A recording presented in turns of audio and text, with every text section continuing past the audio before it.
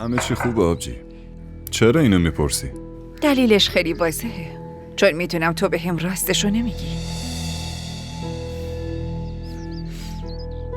من کی بهت دروغ گفتم؟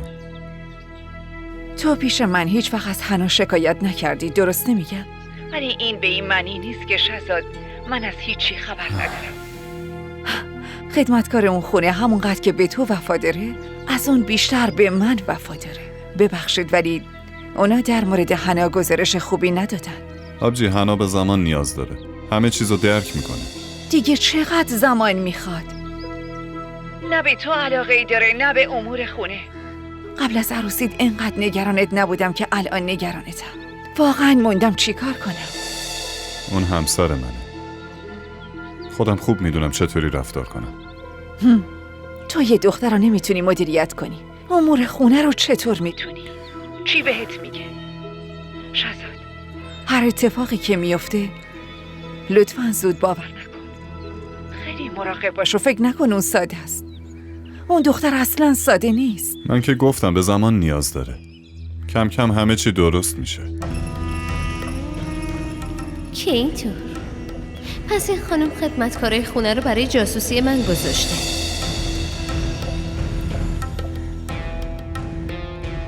هر اتفاقی تو خونه میفته زود بهش خبر میدن. دیگه وقتشه با شهزاد حرف بزنم.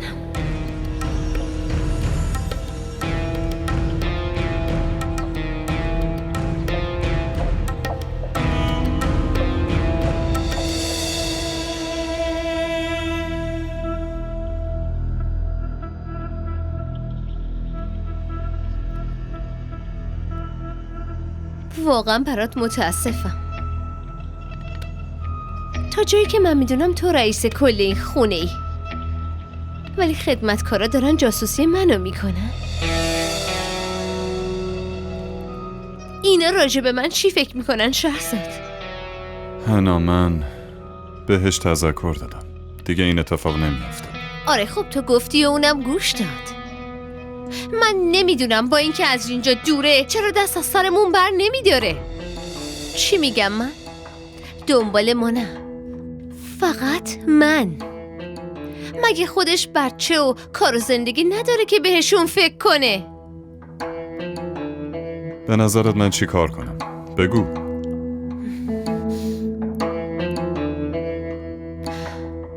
خدمتکارا رو عوض کن، دیگه کاری نمیشه کرد.